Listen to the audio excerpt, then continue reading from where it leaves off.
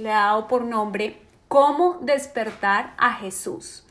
Y para introducirme en el tema, quiero que leamos Lucas capítulo 8, versículos 22 al 25 en la traducción al lenguaje actual. Dice así: un día Jesús subió a una barca con sus discípulos y les dijo: vamos al otro lado del lago. Entonces partieron, y mientras navegaban, Jesús se quedó dormido. De pronto se desató una tormenta sobre el lago y el agua empezó a meterse en la barca. Los discípulos, al ver el peligro que corrían, a gritos despertaron a Jesús: Maestro, Maestro, nos hundimos. Jesús se levantó y ordenó al viento y a las olas que se calmaran, y así fue que todo quedó tranquilo. Luego le dijo a sus discípulos: ustedes no confían en mí. Pero ellos estaban tan asustados y asombrados que se decían: ¿quién es este hombre que hasta el viento y las olas le obedecen? Este mismo pasaje, esta misma historia, la podemos encontrar en Mateo capítulo 8 y la podemos también encontrar en Marcos capítulo 4, versículos 35 al 41. En una de estas dos, creo que es en Marcos, dice que Jesús estaba durmiendo recostado en su almohadita cuando de repente llegaron los discípulos y empezaron a gritar. Y en esa versión de Marcos dice: Maestro, ¿no te importa que nos estemos hundiendo? Y luego Jesús les dice: ¿por qué estaban tan asustados? ¿Todavía no confían en mí? Entonces, basados en este pasaje, quiero hacer un análisis, un resumen en 4 puntos. El primero de esos puntos es: ¿cuál fue la instrucción de Jesús? Como lo pudimos leer en el pasaje, hay una instrucción clara desde el inicio del viaje. Hay un destino que está declarado desde antes de que arrancaran. Algo importante y definitivo antes de comenzar nuestro viaje, nuestro proyecto, nuestro plan, es tener claro que tenemos el check, el ok, el aprobado del Señor. Esa palabra clave tan cortica, vamos, es el punto de partida en el cual se ancla nuestra fe. ¿Por qué? Porque nos da no solamente la luz verde para iniciar, sino que también nos da la seguridad de que el viaje, el proceso, las etapas, el tiempo, el esfuerzo que vamos a invertir va a tener su fruto.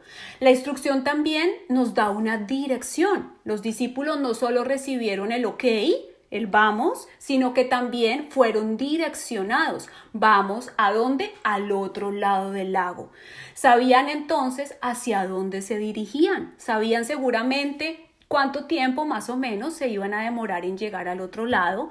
Seguro tenían nociones de orientación mucho mejor que las mías, que sin GPS me puedo perder hasta dentro de mi propia casa. Yo me fui de Colombia y nunca logré dominar la nomenclatura de las calles, dónde queda Monserrate, para dónde es el sur, para dónde es el norte. Afortunadamente que ya existía el celular, existía la opción llamada a un amigo, existía mi hermana y mi esposo que me indicaban con pelos y señales dónde estaba parada y para dónde me tenía que ir, porque la orientación definitivamente no era lo mío. Los discípulos, ¿qué más necesitaban? Necesitaban saber remar, y seguramente que sabían muy bien hacerlo, sabían cómo remar y eran un equipo, no estaban solos, tenían el uno al otro en ese proceso. Cuando nosotros estamos camino a tal proyecto, a tal meta, a tal objetivo, necesitamos tener claro precisamente eso. ¿Cuál es la meta? ¿Para qué estoy haciendo esto? ¿Cuál es el tiempo o el costo estimado? Recordemos lo que dice Lucas capítulo 14, versículo 28. Sin embargo, no comiences sin calcular el costo, pues ¿quién comenzaría a construir un edificio sin primero calcular el costo para ver si hay suficiente dinero para terminarlo? Entonces, revisemos, planeemos, preguntémonos: ¿tengo los recursos económicos, los recursos humanos, si es que necesito ayuda? ¿Tengo el tiempo? ¿Qué necesito? ¿Cuento o no cuento con esto? Esto lo traigo al tema, ¿por qué? Porque he escuchado muchas veces, he visto múltiples historias de fracaso y lo he vivido, que empezamos algo así como un proyecto, nos proponemos algo y tenemos una serie de elementos a la deriva y decimos, por fe, frases así como el Señor proveerá y por supuestísimo que Dios provee. Él es el dueño del oro y de la plata, de todo cuanto existe. Es más, Él es el dueño de aquel oxígeno que vamos a respirar el día de mañana. Él es el dueño de todo. Pero necesitamos ser cautelosos y ser organizados en esa planeación del proyecto. Y esto va muy de la mano con la primera cosa que mencioné, y es que si yo tengo el ok, si yo tengo el aval, lo que Dios me dice, ok, vamos, como le dijo a sus discípulos, vamos, pues Él me va a dar los recursos, todo se va a ir dando acorde a eso, porque Él no se va a contradecir, Él no me va a decir vamos y luego en el camino me va a dejar a la mitad. Él me va a ir dando paso a paso las cosas que necesito. Quiero para esto contarles que cuando estábamos en Quebec, en el proceso de comprar la casa, nosotros llevábamos realmente muy poco tiempo viviendo aquí en Canadá y entonces pues como llevábamos poco tiempo viviendo acá, mi esposo no tenía una historia crediticia amplia. Y yo lo apoyaba, pero en oración, porque trabajo no tenía. O sea que mi nombre ahí en los papeles muy bonito, pero no era un soporte, eran los ingresos de él y los dos así como muy recién llegados.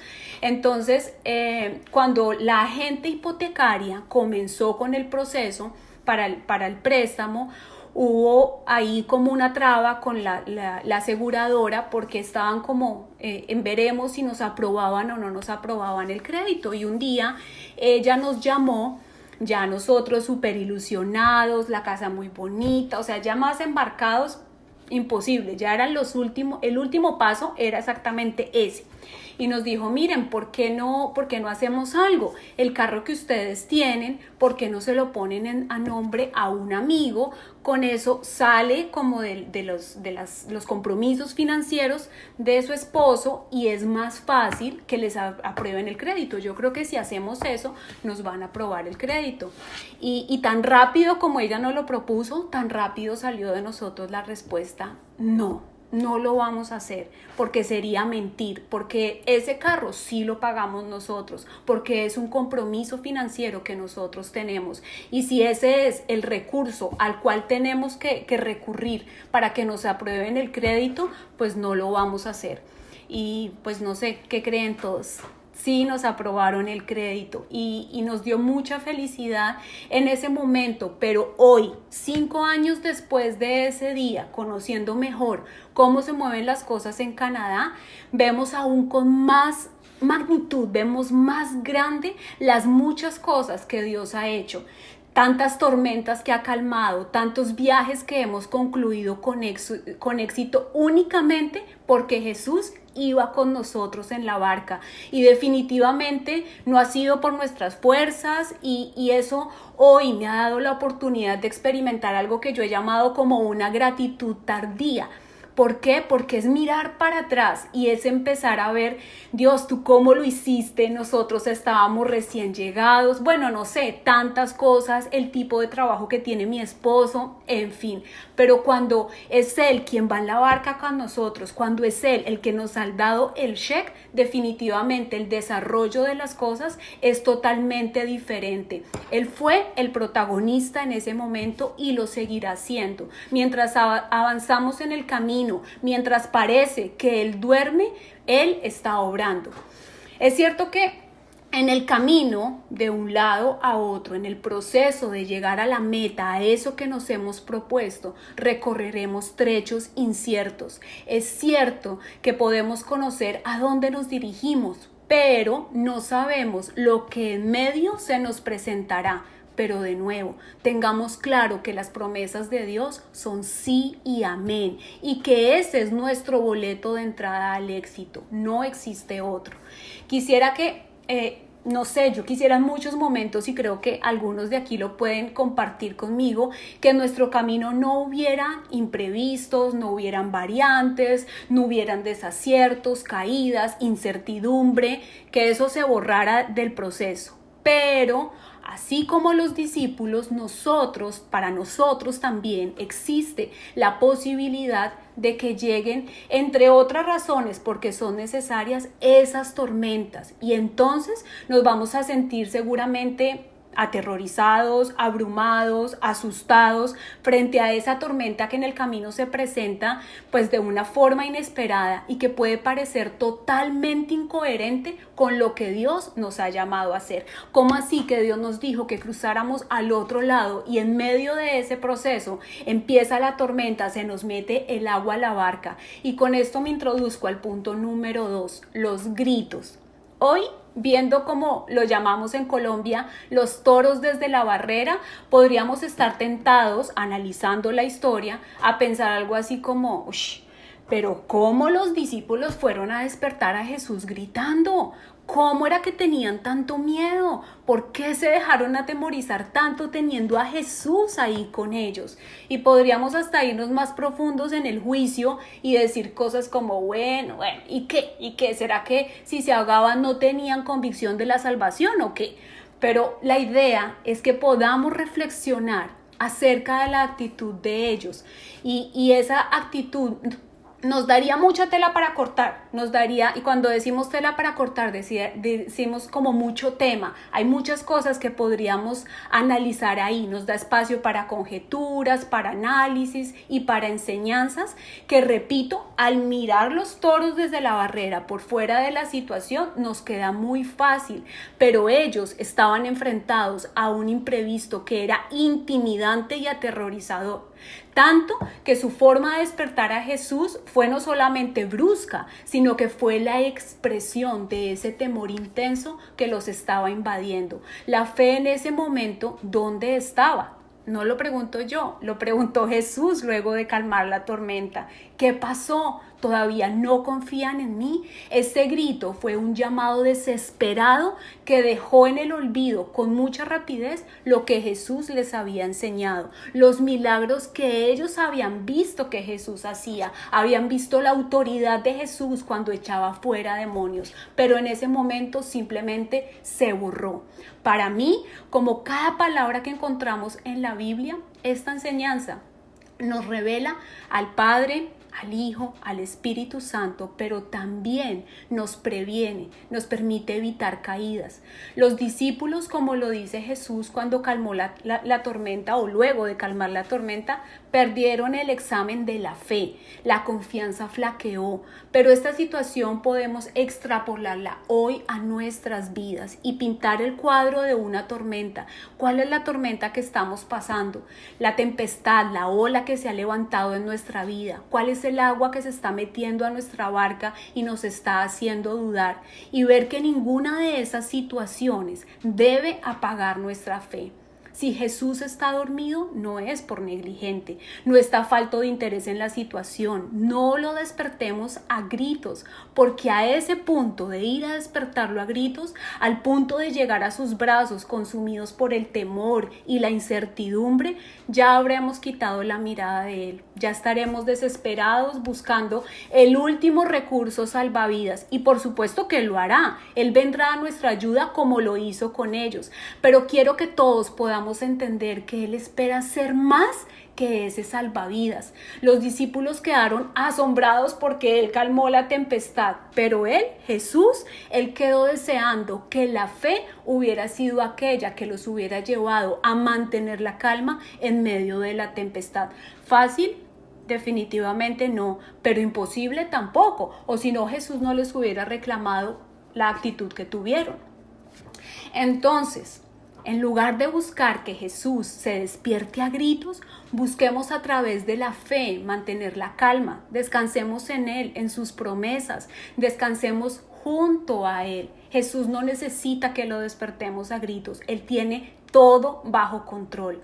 Por eso, una vez más, es importante, les quiero recordar nuevamente algo que ya sabemos, pero que es necesario seguirlo enfatizando. Es importante leer, alimentarnos a diario de la palabra de Dios. ¿Por qué? Porque es ahí donde el carácter de Cristo es revelado a nuestra vida. Es la fuente que nos alimenta, que alimenta nuestra fe. Esa fe sin la cual atravesar una tormenta es muy difícil. Esas promesas que encontramos en la palabra de Dios son aquellas que nos van a dejar sentirnos ahogados en los momentos en los cuales nos está entrando el agua a la barca, sino que por el contrario nos va a recordar que esa tormenta es pasajera, que el agua, la barca y sobre todo nuestra vida está en sus manos y que nosotros ya tenemos un destino y es en sus fuerzas que vamos a llegar a él. Y quiero aquí nombrarles algunos versículos que nos recuerdan las promesas del Señor y que nos fortalecen siendo nuestro sustento. En el Salmo 23:4 dice: aun cuando pase por valle de sombra y de muerte, no temeré, porque tú estás a mi lado. Tu vara y tu cayado me protegen y me confortan. En otra versión dice: no temeré sufrir daño alguno, o sea, ni un rasguñito. ¿Por qué? Porque tú estás conmigo. Y en otra dice que cuando pasemos por lugares peligrosos, por tormentas, Él estará siempre a nuestro lado. Aquí hago énfasis en la palabra siempre. Y luego dice que Él nos va a guiar por el buen camino y nos va a llenar de confianza. No solamente nos protege, no solamente nos dice que ni un rasguñito, sino que nos va a dar la confianza para mantenernos en el momento de dificultad. En Salmos 91, versículos 9 al 16 dice: el Dios Altísimo es nuestro refugio y protección. Por eso ningún desastre vendrá sobre nuestros hogares. Dios mismo les dirá a sus ángeles que nos cuiden por todas partes. Los ángeles nos llevarán en sus brazos para que no tropecemos con nada. Andaremos entre leones y serpientes y los aplastaremos. Mi pueblo me ama y me conoce, y acá hago énfasis, me ama y me conoce. Eso va antes de lo que voy a leer. Por eso, porque me ama y porque me conoce, por eso yo lo pondré a salvo. Cuando me llame, le responderé y estaré. Estaré con él en su angustia. Lo libraré y lo llenaré de honores. Le daré muchos años de vida y lo haré gozar de mi salvación. De aquí, de este pasaje, hay tanto para extraer que quisiera invitarlos a que luego se tomen el tiempo de volverlo a leer. ¿Por qué? Porque es una descripción del carácter fiel y protector de nuestro Padre, que además nos recuerda que no estamos solos, que somos cuidados y fortalecidos en esos momentos difíciles de una forma muy especial. En el versículo 15 dice: yo estaré con él. Y quiero traer nuevamente este pedacito. ¿Por qué? Porque es que eso es todo lo que necesitamos. Más que calmar la tempestad, yo creo que el deseo del corazón de Dios es que mantengamos firme la certeza de que no estamos solos. Él está con nosotros. Y no sé, nosotros podríamos intentar en esos momentos de tempestad clamar, gritarle, decirle: Jesús, por favor, calma la tormenta, como lo hicieron los discípulos. Podemos ir y pedirle que la calme, reclamarle tal vez en medio de nuestra angustia, de lo abrumados que estamos, que si no ve, que si no ve que estamos en peligro, que si no ve y no entiende cómo nos sentimos, podemos decirle: Señor, es que no me entiendes, no entiendes cuánto duele, cuánto necesito que te levantes y hagas algo por mí, pero por favor, hazlo ya, lo necesito, por favor. O tenemos la otra opción, que es ir en la tormenta y sentarnos junto a Él. Él estaba dormido. Podemos ir y sentarnos junto a Él, descansar en su presencia, saber y tener la certeza que Él está ahí. Dice en Isaías 26:3: tú guardas en completa, mayúsculas, completa paz. ¿A quiénes? A quienes siempre piensan en ti y ponen en ti su confianza. Y en Filipenses 4:7 nos hablan de una paz, yo creo que todos sabemos de esa paz que sobrepasa, ¿qué? Todo entendimiento. Qué rico confiar en Dios cuando todo va, como decimos, sobre ruedas, cuando todo sale como lo esperamos. Pero pienso que si la palabra habla de una paz que sobrepasa todo entendimiento, es porque debe ser experimentada en situaciones justamente que son imprevistas, donde la tranquilidad y el descanso no nos lo está dando la situación, sino que nos lo da el saber quién es Él y que sus promesas se cumplen, como lo decía hace un momento, son sí y amén, que la situación y el éxito no depende de quién soy yo, ni siquiera depende de lo que estoy viendo, depende de Él. Y por eso es que es importante leer su palabra todos los días. Y por supuesto que la paz de Dios se debe vivir todo día y se experimenta en todo tiempo. Pero pues no cabe duda que durante la tormenta hacerlo es una prueba de confianza que lleva nuestra relación con Dios a un nuevo nivel. Dice que esa paz requiere confianza, requiere pensar siempre en Él. O sea, lo que yo puedo entender de esto es que hay un trabajo constante a realizar. Y esto lo menciono porque a veces esperamos que llegue la tormenta para comenzar a sacar nuestras reservas de fe. Pero si desde antes no hemos sido diligentes, no hemos sido intencionales en proveernos de esa palabra que nos equipa y nos fortalece, estaremos tal vez pidiéndole a gritos a Jesús que nos salve en ese momento porque no teníamos las reservas, no estábamos equipados y preparados. El tercer punto es temor versus confianza. Ya con la porción que leí del Salmo 91 me introduje en el tema de la confianza, pero quiero ahora ampliar este punto leyendo 2 de Timoteo, capítulo 1, versículo 7, y dice así: porque no es un espíritu de cobardía el que Dios nos otorgó, sino de fortaleza, amor y dominio de nosotros mismos. Entonces, ¿qué me está diciendo aquí en 2 de Timoteo? ¿Qué tengo y qué no tengo? ¿Qué tengo? Tengo un espíritu de fortaleza, de amor y de dominio propio. ¿Qué no tengo? Un espíritu de temor. Pero entonces, ¿para qué necesito la fortaleza si no es para la prueba? Si no es para enfrentar desafíos? ¿Para qué necesito el amor si todo el mundo fuera súper fácil de amar? Si no hubieran corazones endurecidos que necesitaran el antídoto del amor que Jesús ha depositado en mi corazón. ¿Para qué necesitaría que ese espíritu esté dentro de mí si todo lo puedo yo sola? Si las fuerzas son las que yo tengo, si yo no necesito a Dios, porque necesito ese espíritu, es importante recordar que nosotros somos dependientes del Espíritu en todo tiempo y en todo momento. Cuando leo Daniel capítulo 3, versículo 22 al 26, dice así, ya les digo que veo. Dice, así que los que atacaron y arrojaron al horno los arrojaron al horno totalmente vestidos, con sus pantalones, sus turbantes, sus túnicas y toda la ropa que tenían, ya que el rey en su enojo había exigido que el horno estuviera bien caliente. Las llamas mataron a los soldados mientras arrojaban a los hombres. De esa forma, Sadrac, Mesac y Abdenego, que estaban firmemente atados, cayeron a las rugientes llamas.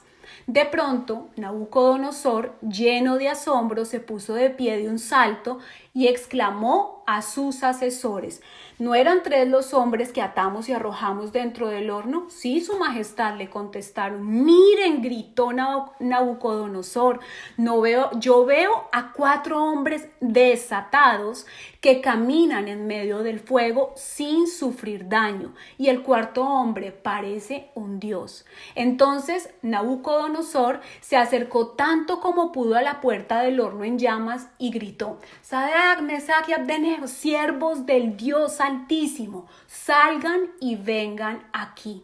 El temor cambia automáticamente a confianza cuando creemos que así como en esa historia hubo, hay y habrá uno más entre las llamas y lo estará siempre. El calor no los quema a ellos ni nos quemará a nosotros. ¿Por qué? Porque es su voluntad, esa misma voluntad bajo la cual estaban los discípulos en medio de la tormenta, esa misma voluntad que dijo, vamos, crucemos al otro lado del lago. Esa misma voluntad que es suprema es la que nos dice que no adoremos a otros dioses, que Dios quiere que nuestra fe esté única y exclusivamente en Él. Esa voluntad es la que nos sostiene. Y versículos acerca de confiar en Dios hay muchos. A mi mente vienen varios versículos, también historias de la Biblia a través de las cuales Dios nos está invitando y nos está recordando la importancia de confiar en Él. En Isaías capítulo 43, versículo 2 dice, cuando cruces las aguas, yo estaré contigo. Cuando cruces los ríos, no te cubrirán las aguas. Cuando camines por el fuego, no te quemarás ni te abrazarán las llamas. Y en el Salmo 56:3 dice, cuando siento miedo, pongo en ti mi confianza. Ahora yo los voy a unir. Cuando cruzo por las aguas, pongo en ti mi confianza porque tú estarás conmigo. Cuando cruzo por los ríos, pongo en ti mi confianza. Por lo tanto, las aguas no me cubrirán. Cuando camine por el fuego, pondré en ti mi confianza. Por lo tanto, las llamas no me quemarán. En Primera de Pedro, capítulo 1, versículos 6 y 7 dice, así que alégrense de verdad, les espera una alegría inmensa, aunque tienen que soportar muchas pruebas, ahí viene el alivio, por un tiempo breve. Estas pruebas demostrarán que su fe es auténtica. Hay un propósito. Está siendo probada de la misma manera que el fuego prueba y purifica el oro. Aunque la fe de ustedes es mucho más preciosa que el mismo oro. Entonces su fe, al permanecer firme en tantas pruebas, les traerá alabanza, gloria y honra en el día que Jesucristo sea revelado a todo el mundo. Las pruebas de nuestra fe glorifican el nombre de nuestro Dios, como lo hizo en la historia de Daniel. ¿Qué dijo Nabucodonosor? Él glorificó el nombre de Dios. El nombre de Dios fue exaltado. Pasaron de ir a las llamas por no quererse arrodillar a él, sino que ser fiel a sus creencias, a su Dios, a que ese mismo Nabucodonosor glorificara el nombre del Dios en quienes ellos creían. Como cuarto punto tengo la reflexión y el aprendizaje. Pasar por esa tormenta con Jesús dejó una gran enseñanza en los discípulos, no los dejó siendo igual, yo lo pienso y lo creo. Tuvieron la oportunidad de crecer, tuvieron la oportunidad de adquirir experiencias que los llevaron a hacerlo la próxima vez mejor. Tuvieron la oportunidad de comenzar con su vida y con esa experiencia a honrar a Jesús, a honrar a Jesús por las enseñanzas, el amor y el tiempo que invirtió en ellos. Aquí acabamos de leer en el versículo 7 lo que Pedro escribió. Quiere decir que cuando Pedro escribió esto ya había pasado lo de la tormenta, o sea que él está escribiendo unas palabras basado en una experiencia y seguramente que es una de muchas. Entonces ahora quiero que cada uno de nosotros tenga por un momento la oportunidad de pensar en dos cosas. La primera es ¿qué le ha quedado de las tormentas que ha pasado? Y son como las más relevantes porque seguramente que sacar a detalle lo que nos queda de una tormenta, de un momento difícil, de una prueba, es algo minucioso. Pero a grandes rasgos, si pueden recordar esos momentos difíciles, ¿qué les ha quedado de esas tormentas? Y la segunda, ¿qué les gustaría hacer mejor la próxima vez que deban pasar por una tormenta? Yo pensaba en esto que les estoy diciendo y veía obviamente aciertos y desaciertos. En muchos momentos le robé la gloria a Dios. En muchos momentos creí que la solución me la había dado mi inteligencia, mi habilidad, tal persona, que la salida se había debido a X cosa o X persona. En otras tormentas simplemente perdí por completo la prueba total desde el comienzo. En otras comencé con fe y salí como regañadita, medio desenfocada, así como los discípulos en este pasaje. En otras aprendí a depender más de Dios. En otras he renunciado a mi yo y he puesto mi energía en mi relación con Dios. He dejado que sea Él quien obre.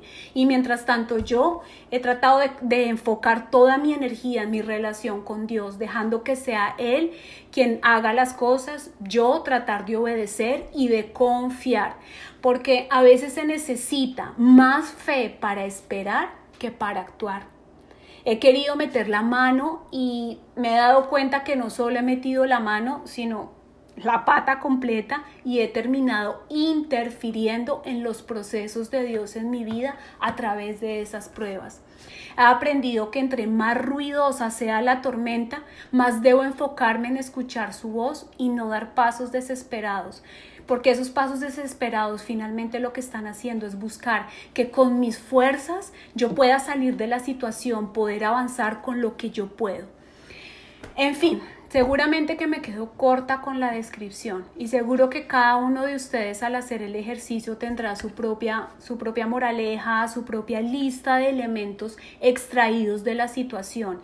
Pero esa experiencia, eso que conocimos y experimentamos en el pasado, solo se convertirá en un aprendizaje real cuando lo coloquemos en práctica. Es ahí cuando el pasado va a cobrar valor y va a obrar a nuestro favor. Yo personalmente quiero la próxima vez pasar por la tormenta anclada a mi fe, con la mirada puesta en Jesús, con una imagen nítida de su amor y de su compañía, experimentando esa paz y ese gozo sincero.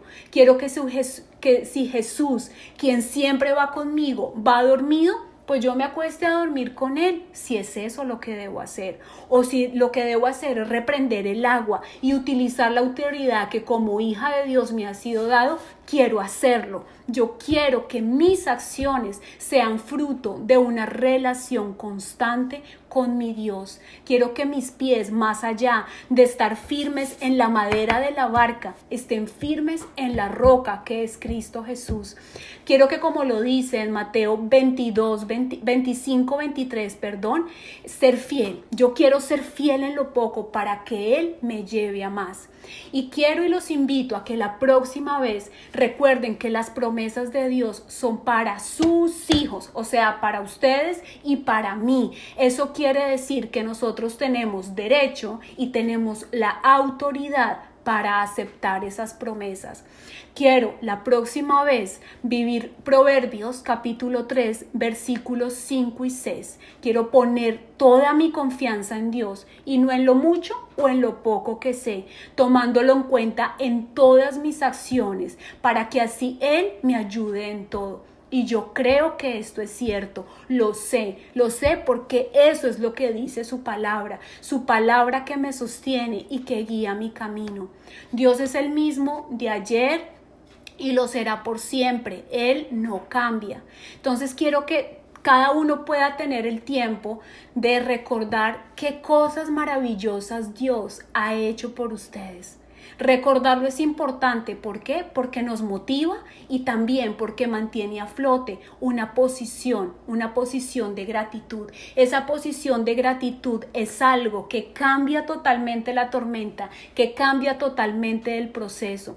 No va a hacerlo tal vez de la misma manera como lo hizo en tiempos pasados. No lo va a hacer en la misma cantidad de tiempo. A veces quisiéramos que todo se desarrolle como ya lo vivimos, como ya lo experimentamos, tal vez porque en el fondo eso nos genera cierta sensación de seguridad. Él no lo va a hacer igual, Él no lo va a hacer en nuestro tiempo, Él no lo va a hacer a nuestra manera, pero definitivamente que lo hará.